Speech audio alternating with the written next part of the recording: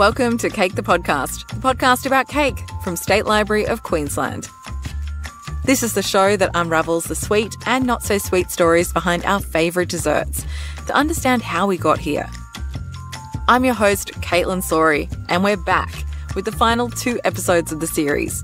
Hope you had a good Chrissy. In today's episode, we're looking at culture through cake and how our memories, traditions, and celebrations can help you find home, no matter where you are. Over the holidays, I made my grandmother's pineapple pie and finally nailed it. It was our baby's first Queensland Christmas. But our little girl isn't just from Queensland. Her dad is Puerto Rican, aka a Puerto Rican from New York. Te quiero, mamá, princesa, te quiero mucho. That's Frank's mum, Jackie. This time of year, Frank really starts missing his home in Brooklyn because his mum cooks up a storm. She starts cooking before dawn on Christmas Day, making a massive spread, including pork shoulder, pasteles, and the dish of honor. Arroz con gandules y costillas, meaning it's pigeon peas, rice with ribs inside. And it's like, oh, yeah. Frankie goes snapping his lips, you know? I can taste it. I'm serious. Jackie shows her love through food. She's a true romantic. And you can hear it when she talks about falling in love with Frank's dad, Cisco. I saw stars. I thought we were floating on clouds, and all I saw was him. And I didn't hear the cars coming back and forth, the kids playing in the front of the yard, the noise of people crossing the street. I didn't hear any of that stuff. I just saw him, and he was looking at me, and that was it. And I was like in heaven. This is it. I'm done. This is the love of my life for the rest of my life. When it was clear Frank and I were serious, Jackie made a point of sharing the food closest to her heart with me, and that meant sharing recipes from the island of Puerto Rico. What are the desserts? What kind of desserts do you make? Oh, tembleque, rum cake. And the famous one is the flan. For all us Puerto Ricans, flan is the big thing. Flan. Sounds delicious, but what is it? Flan is like a custard. It has evaporated milk, about 8 eggs. Then you have cinnamon and the anise and cloves too. And the sugar. Can't forget the sugar, because you got to make sure that sugar turns into syrup. Jackie tells us the key to flan is its consistency. And then you put it in the oven until you see it's like a little jiggly. And then from there, you turn it around and flip it. And then all the juice from the sugar pours over it, and it becomes like an apron over the custard, a gold amber color right on top of the custard. Because Puerto Rico is in the Caribbean, the kinds of desserts they're into are things like coconut and condensed milk. The island is a very different place to the New York Frank grew up in. Pure, beautiful sunshine that you don't want to leave. The scenery, the sky, so clear. At nighttime, it is gorgeous. It's peaceful. It's kind to you. The island is a place that you never forget. And you always say, hey, I want to go back. Both sides of his family came from Puerto Rico. So Frank spent his summers there on his dad's parents' remote farm, helping his grandfather work the land. He had sugar cane, he had mamey, he has oranges, all kinds of bananas, coconuts. Oh my God, coconuts everywhere. He taught Frankie how to find different kinds of root that we can eat. Yuca, yame, batata. You know, that was in our land. They gave my son the opportunity to know what the land is and what it has to offer, you know, to learn and to be proud of Puerto Rico. The farm is a truly special place that's located in the mountains and not easy to get to. It's hills and narrow and kind of scary sometimes because there's only one car fitting, and then you can have a truck coming right next to you and say, oh, wait a minute. So it's very, very narrow. You sometimes have to stop because you get a cow or a chicken crossing the road, or a couple of dogs saying, hey, I'm here. Do you have any food? After Frank's grandfather passed, his grandmother Cheba lived alone at the top of a mountain, living off the land until she was 91. Oregano and all the spices and the herbs in her little garden. She called it a little garden. That was a huge garden. It was huge. Jackie tells us that Cheba would take what her little garden gave her and create masterpieces. I mean, my mother-in-law was the best, chef, as I call her, because she was a chef. She gave me food that I now do as a staple for everybody every holiday. She's given me a lot of gifts. Honestly, she is taught me a lot of things, and it was nice being her daughter-in-law. Frank's grandmother passed last year, and he didn't get a chance to go back for the funeral. One of the things he misses the most is her cooking. And it's hard to recreate those recipes because not all of the ingredients are available in Australia. But that wasn't going to stop Frank. So he tracked down the only other Puerto Rican we could find in Australia for some help. I met one Puerto Rican about 12 years ago. I was looking for sazon. Found this place in like Liverpool and Sydney. And I was like, man, do you have any Goya here? He goes, yeah, we got plenty of Goya. He was like, how do you know about Goya? I was like, yeah, I'm Puerto Rican. I'm just missing home. He goes, I'm Puerto Rican too. Since then, the only one. I've heard there's a couple here, but I've only met one. This is Will Sanchez, or as he's known on Instagram, Chef from the Hood. He's a caterer from, you guessed it, New York City. But while Frank's from Brooklyn, Will's from the Bronx. Bronx and Brooklyn, pretty much the same damn thing. Like, I grew up in Hunts Point, and I just saw an article on Instagram saying that Hunts Point was the top 5 most dangerous neighborhoods in the Bronx. I was like, wow, nothing's changed. I've seen some crazy things. And my family's crazy. We're Puerto Rican. I mean, who tells me that they don't have a crazy Puerto Rican family? You're full of crap. That's right. It's true. It's true. It didn't take long for Will and Frank to start bonding over the food they grew up with. Same like bacalaitos. Bacalaitos. Sugarcane, just...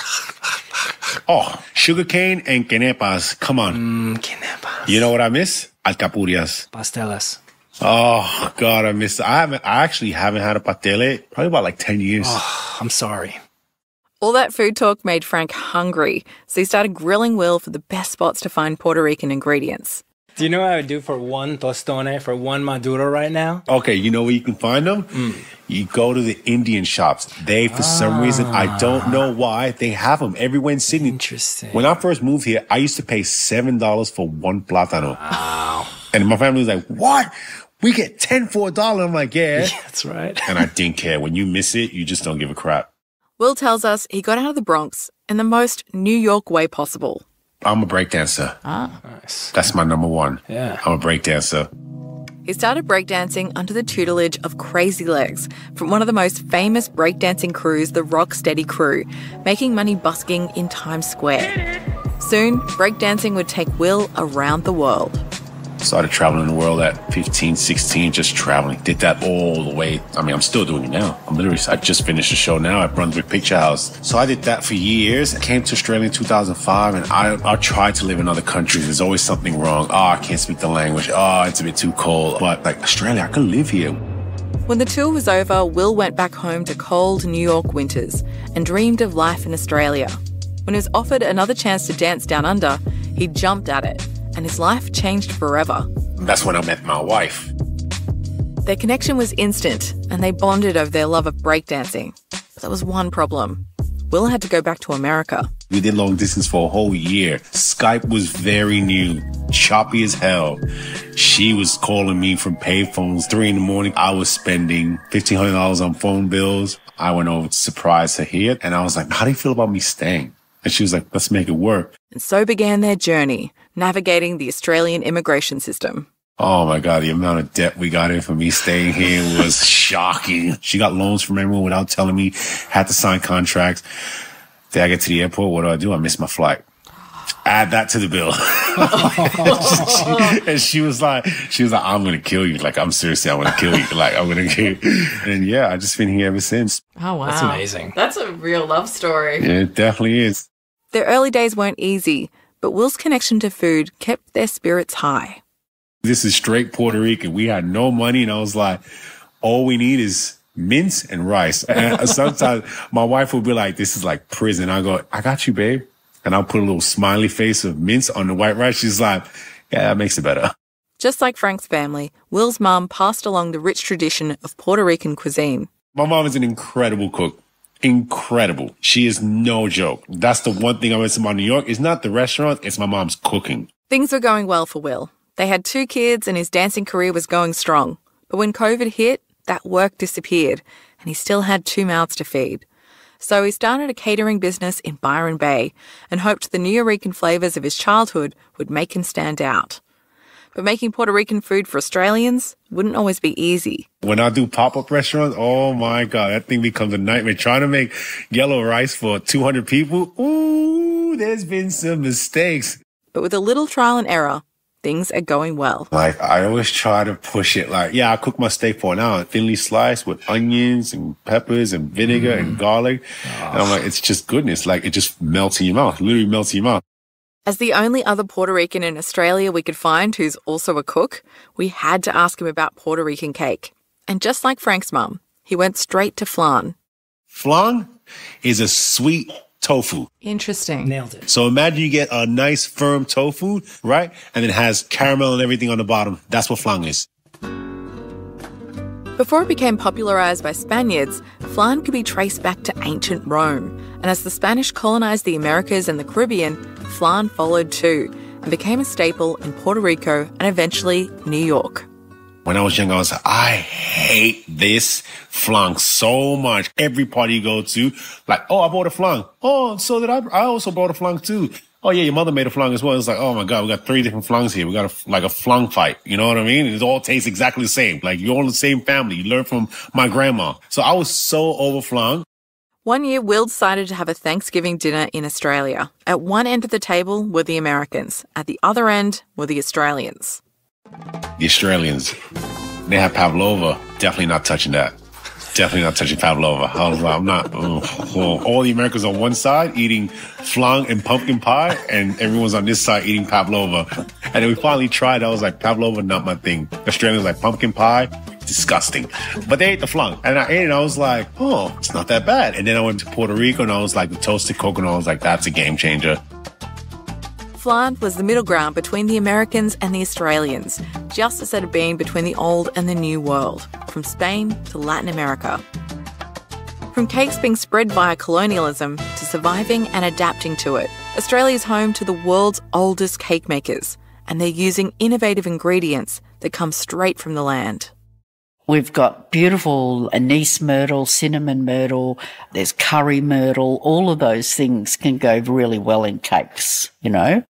We're heading back to My Dilly Bag, Aunty Dale Chapman's sovereign food store in Forest Glen. You may remember her from our episode on pineapple. She's a Yalye and Guame woman and a classically trained chef.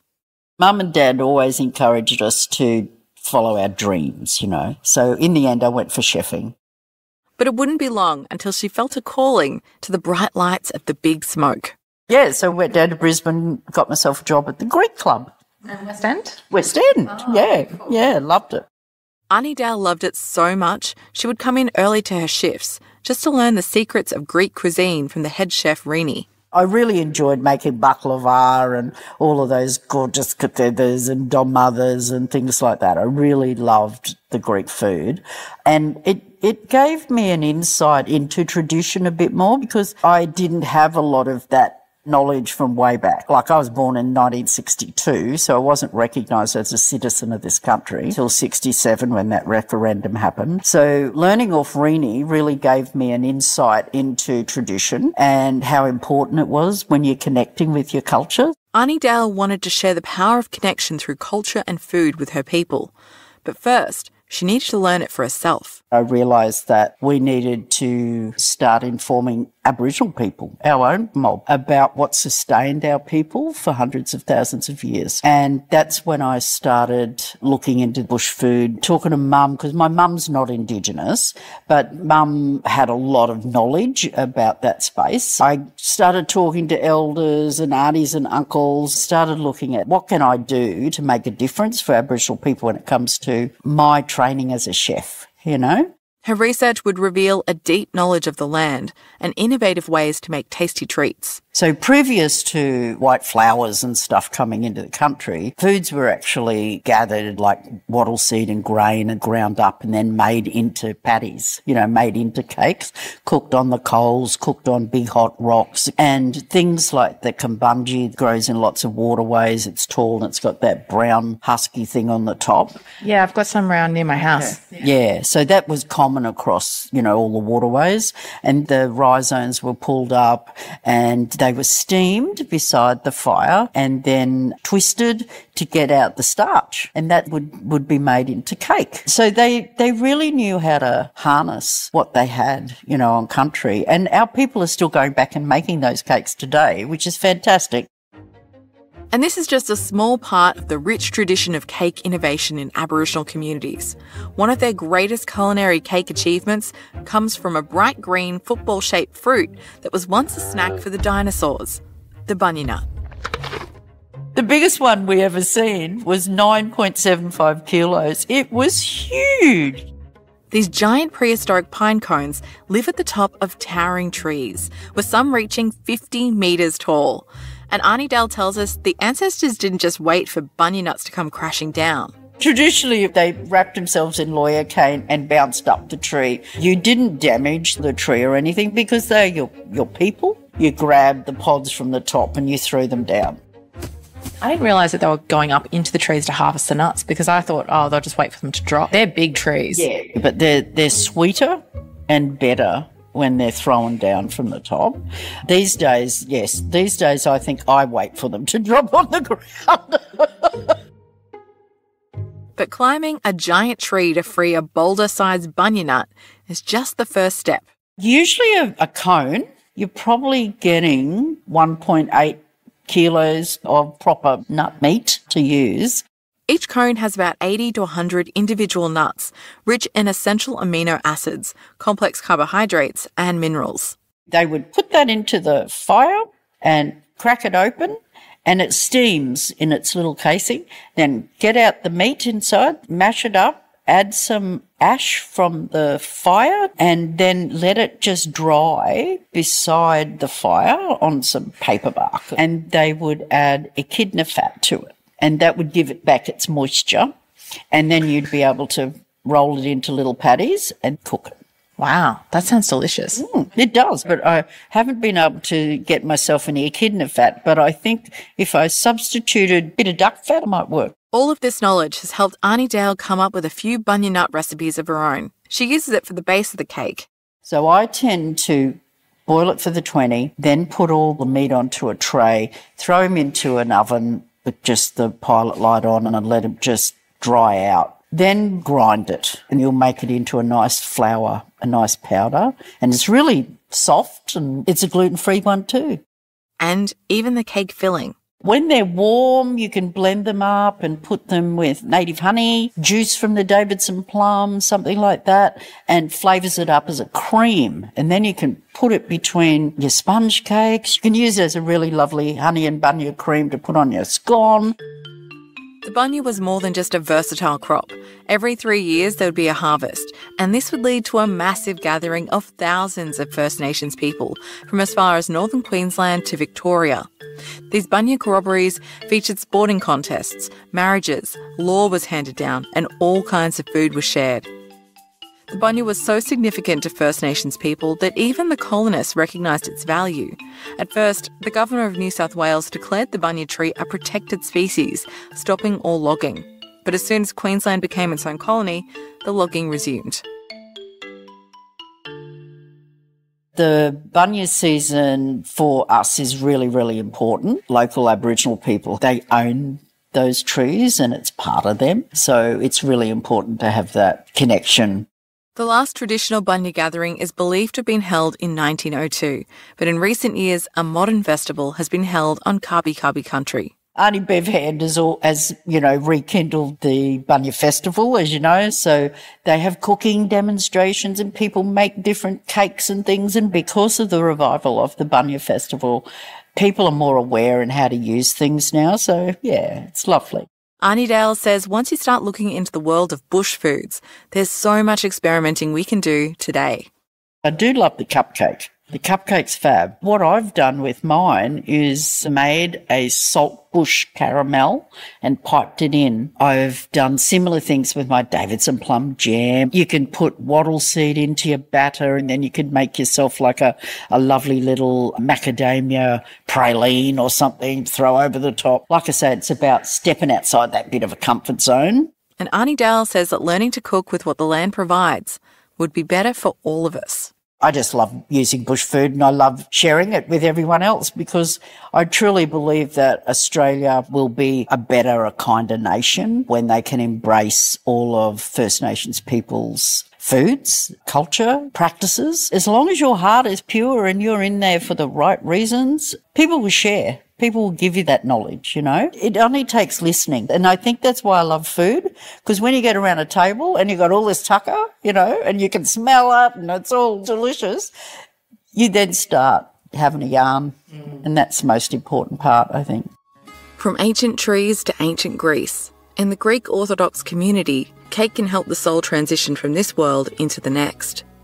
On any given weekend, you'll find sometimes 6 platters of a funeral cake called Koliva at the Greek Orthodox Church in West End.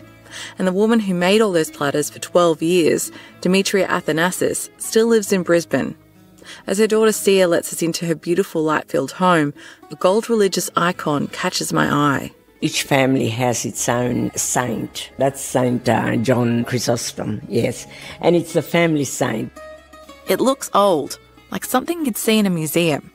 Particular icon is over 200 years old, so it's been in the family, so that's why I've framed it. That's come from Greece. That's come from Greece, yeah.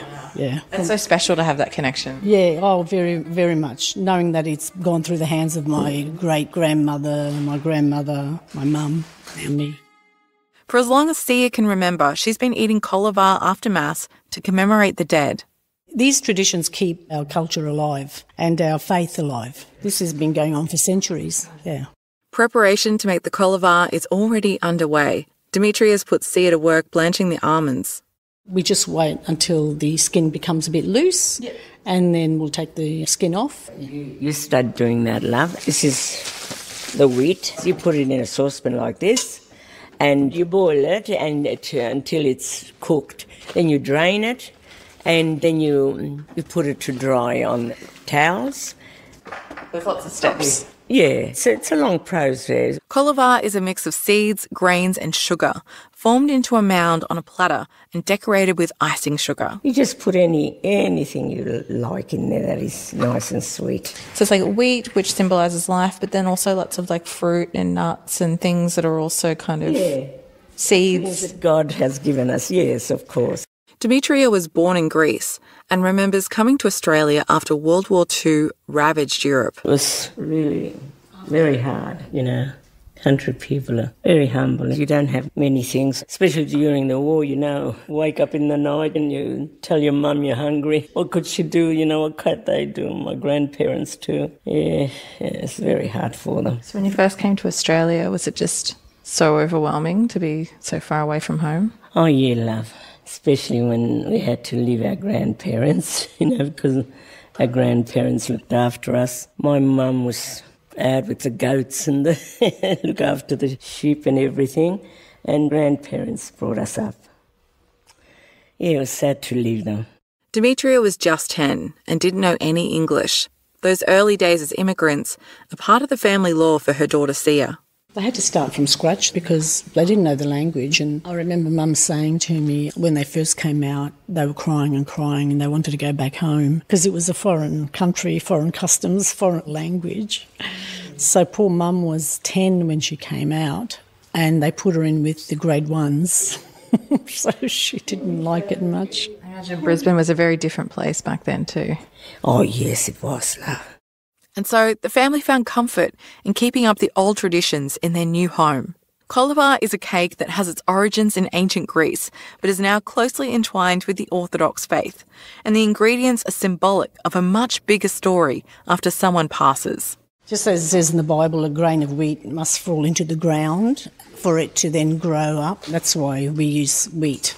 It's a symbolism of, you know, rebirth and growth. It's like a very comforting message when you've lost someone. Is like, well, this isn't just goodbye forever. Goodbye forever. Yeah, no, we don't believe that at all. We live in the hope that we will see our loved ones again. Yeah, that gives us hope. And that belief makes Koliva an integral part of the funeral. Everyone who dies, you make a little plate, you take it to the church on the day of the burial. We throw that in the grave. After the priest says all the prayers and everything, he throws that in, does the cross with the oil and throws that in as well, you know. And that is just the first step in the ceremony.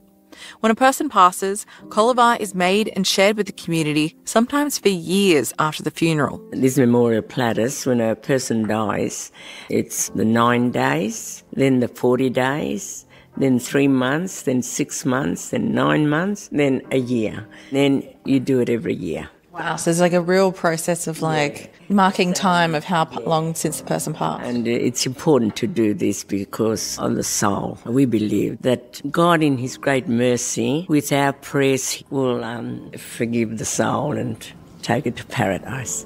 So that's why it's important that we do these memorials for our loved ones. The conversation around Koliva is a deep one. So deep that Sia's gotten sidetracked and burnt the sesame seeds. Memo to self, don't walk away from the sesame seed. Oh, yeah, darling. Is that burnt? That's burnt. Not good. Oh, no. So what's happened here? Burnt it. Oh, no. And we don't want that.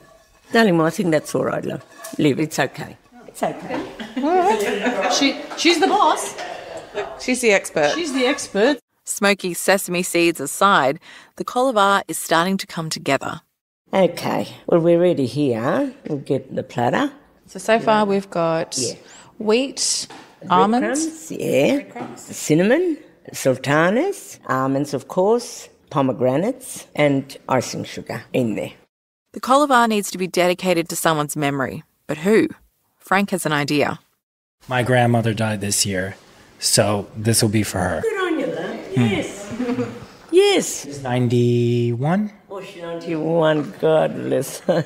She died with the whole family around her, so that's good. Yeah. Can't ask for more than that. Like many Puerto Ricans, Frank's grandmother was a devout Catholic. Do they do this in the Catholic Church? I don't know. Things like this, but not this. No. Yeah, but I think this is a nice tradition, and like it's spread in the Orthodox faith, why can't it spread even farther? Exactly. And you can eat this in her memory, and just say a prayer. Once Dimitria has mixed all of the ingredients together, she heaps it into a mound on the platter. And this is like the grave. When you put a person in the grave, you don't do it flat. You do it like a mound, how the grave is. She covers the Koliva in icing sugar, tamping it down to make it smooth. Then she meticulously decorates the icing sugar with pomegranates and edible beads, using tweezers. Just doing a little decoration there. Yes. And she finishes the platter with Frank's grandmother's initials. What's your grandmother's name again, love? Chepa. And her surname? Lopez. So it's CL? Yes. Yeah, we'll put CL. That's good, love. In the name of the Father, and the Son, and the Holy Spirit. Amen. May God rest her soul. That's so beautiful. My dad's it's gonna mean a lot to him. We pack the Koliva carefully into the car for its long drive back to the Sunshine Coast. When we finally get home, we get Frank's parents on video to share the experience. Okay, it's a little bit mucked up from the ride. Beautiful. I like the place. Nice, eh? You're the sweetest. Okay, do you want to say a prayer, Mom? Dear Lord, thank you for this family. And at this moment, we celebrate her life in heaven with this beautiful cake, and that she is blessed every single day. Amen. All right, you ready? Mm-hmm. Okay. Here we go. Buen provecho. Buen provecho. Buen provecho. Enjoy it. To a great person. It's good. It's good. Sweet? There's like a kiss of sweet. But it's earthy. Ooh, and pomegranate.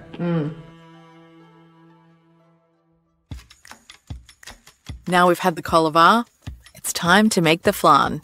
And Will has a few tips for us. You can't really mess it up. I haven't really done much with like caramelizing sugar before. Like, how do you know when it's right? You'll smell it. Like, you go from like a light brown color, and then you go to a little bit darker than a light brown. Anything more than that, it's going to be really, really bitter. And also, don't leave it in the pot. You have to pour that thing straight away into the molds. Straight away. Because good luck trying to scrape that thing off. Okay, let's go. It's supposed to be easy, but we'll see. We've got our condensed milk, we've got vanilla essence, a little bit of salt, and a whole bunch of eggs. 8 eggs. 8 eggs. And beat the eggs with condensed milk. We need to caramelize the sugar. It's starting to thicken. Oh. Hard work on my arms. It's like toffee. Welcome to being a Puerto Rican grandma. Nobody said it was easy. All right, so it's starting to brown now. Oh my God, success. The sugar has turned into caramel. So now we coat the bottom of the flan bowl and then we pour in the rest of the flan mixture. Oh, okay. It's done. Looks good. Smells good.